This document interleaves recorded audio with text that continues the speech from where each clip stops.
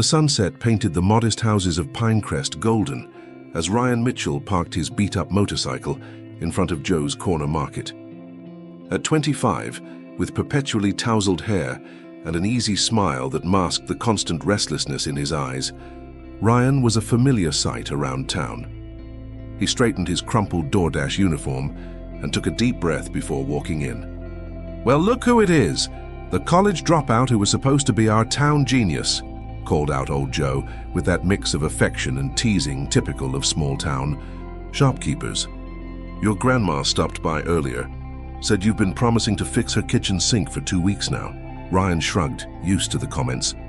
In a town of 12,000, everyone knew he had dropped out of business administration during his sophomore year at State. The wonder kid who had won math competitions and was valedictorian now delivered food and lived in a converted garage behind his grandmother's house. "I'll head over there tonight, Joe, promise," he replied, grabbing some items from the shelves. "Just picking up bread and milk for Grandma." "Put it on your tab," Joe said with a dismissive wave. "Pay me when that delivery app deposits your money." This had been Ryan's life for the past 3 years. Unstable work, small debts scattered around town, and looks that alternated between pity and disappointment. What no one noticed was how he carefully observed every small business he delivered to. The Thai restaurant that was always packed, the craft shop that barely had customers, the corner grocery with lines wrapping around on weekends. On his cracked iPhone, Ryan kept spreadsheets, notes, and photos. He studied consumption patterns, peak hours, customer complaints. The entire town was his silent laboratory. "Another cancelled delivery," he muttered to himself, looking at the notification. The third order returned that week because the restaurant took too long to prepare it. With the app, it was the driver who paid the price. When he arrived home, a converted garage with a small kitchenette behind his grandmother's main house, Ryan found Grandma Ruth sitting on the tiny porch, worry etched on her face as she clutched her worn Bible. "What's wrong, Grandma? Not feeling well?" he asked, crouching beside her rocking chair. Grandma Ruth, 73 with a spine curved from decades of working as a school cafeteria cook after years on her family's farm, gently stroked his hair. "Dr. Phillips says I need those detailed." "Heart tests," she said, with the calm voice of someone who has weathered many storms. "But my Medicare won't cover everything, and the waiting list is 6 months long. Going private is just too expensive." Ryan felt his stomach drop. Grandma Ruth had been his only family since his mom, Christine, died in a car accident when he was 7. This woman had woken up at 5 every morning to make his breakfast before school, had saved quarters in an old coffee can to buy his books, had cried silently in her bedroom when she couldn't afford field trip fees. "I'll figure something out, Grandma. Trust me," he said, kissing her wrinkled forehead. That night, while Grandma Ruth slept, Ryan couldn't close his eyes. Sitting at the small table that served as both dining and desk space, he spread out all the notes he'd been taking for months. He drew mind maps, sketched ideas, calculated costs. When the first ray of sunlight came through the curtainless window, he had a plan. The next day, instead of turning on his delivery app, Ryan took his motorcycle to the county farmers market, just outside of town. There, small farmers sold fruits, vegetables, artisanal cheeses, and homemade preserves, fresh quality products but with difficulties reaching customers beyond those willing to make the drive. "Morning, Mr. Hanson," he greeted the weathered man with calloused hands who sold the best organic potatoes in the county. "Could I talk with you and some of the other vendors before you open?" The idea Ryan presented was simple in theory. What if you could sell fresh products to everyone in town without needing a physical store? A delivery service exclusively for farmers' market products, connecting local producers directly to consumers. The vendors listened skeptically. Pinecrest wasn't exactly Portland or Austin. Who would order vegetables by phone? "Like Mrs. Hoffman from Maple Heights is going to buy my cheese without squeezing it first," commented Mrs. Peterson, the cheese lady. "With all due respect, Mrs. Peterson, you make the best cheese in the county." "Mrs. Hoffman might not know that because she's never had the chance to try it," Ryan argued. "And there are plenty of people working all day who can't make it out here, plus senior citizens who can't drive anymore." The debate lasted hours. In the end, 6 producers agreed to try for a month, as long as they had no initial costs. "How are you going to make this work without money, son?" asked Mr. Hanson, genuinely curious. The answer came in the form of a $1,500 loan from Professor Winters, Ryan's former marketing professor, who had always believed in his potential. "This isn't an investment, it's a bet on you," said the professor when handing over the money. "Pay me back when you can." With that amount, Ryan created a simple website, printed flyers, bought coolers for his motorcycle, and launched Farm Fresh Direct, a delivery service that promised farmers market products at your doorstep within 2 hours of ordering. The first weeks were discouraging. Only 3 orders the first day, 2 the following week.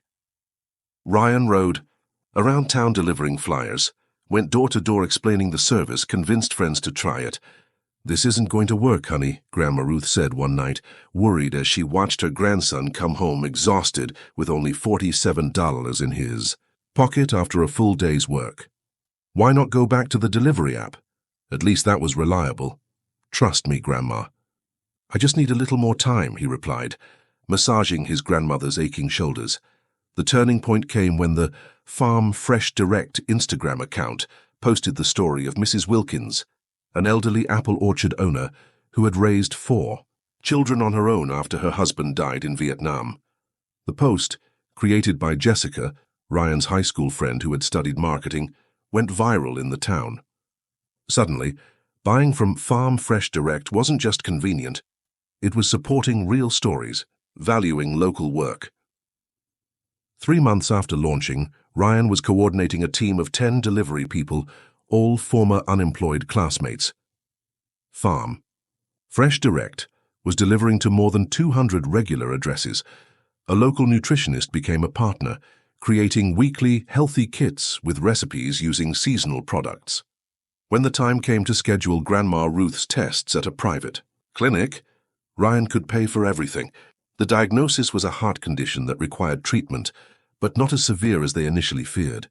The day Grandma Ruth was discharged after a minor procedure, the entire Farm Fresh Direct team was at the hospital with fruit baskets and flowers from the farmer's market for the company grandma. "How did you accomplish all this in such a short time?" asked Grandma Ruth, moved to tears seeing her grandson respected and fulfilled. Ryan smiled, holding the calloused hands of the grandmother who had raised him alone. "I just needed a strong enough reason to prove that I could, Grandma, and you've always been the strongest reason in my life." 6 months after its founding, Farm Fresh Direct received a Small Business Administration grant for innovative rural businesses. With the new resources, they expanded to 2 neighboring towns. A year later, when a feature on the local NBC affiliate highlighted the success of the initiative that now provided income for more than 50 families, the reporter asked Ryan, "What would you say to other young people in small towns who have dreams but face challenges?" Ryan thought about the years of doubt, the looks of disapproval, the nights he almost gave up. Then he answered, with the simplicity of someone who learned through experience, "I'd say it doesn't matter if people think you're going to do something important or not. What matters is if you're willing to try even when no one else believes. Because deep down, we only discover what we're capable of when we have something or someone worth fighting for." Today, Farm Fresh Direct operates in 7 counties across the state, and Ryan has created a mentorship program helping young people from disadvantaged backgrounds develop their own businesses with guidance and microcredit. Grandma Ruth, recovered and proud, coordinates a community garden project in local schools. "The first step," Ryan often says in the talks he's now invited to give, "is to believe you can, even when nobody else does. The second is to take action, because ideas without action are just dormant dreams. And the third is to persevere, because nothing worthwhile happens overnight." In the small office of Farm Fresh Direct, among certificates and awards, there's a framed copy of the first amateur flyer Ryan distributed that day. Next to it, a handwritten note. "To my grandson, who taught me it's never too late to start. Again. With love, Grandma Ruth." When customers ask about the company name, Ryan explains that Farm Fresh Direct isn't just about delivering products, it's about connecting people directly to the source of their food, their community, and their potential. Because sometimes the shortest distance between failure and success is the courage to believe in yourself. Every delivery we make, Ryan likes to say, is proof that someone believed they could make a difference, whether it's the farmer growing the food, the driver delivering it, or the customer choosing to support local. We're all proving we can make better choices, one order at a time.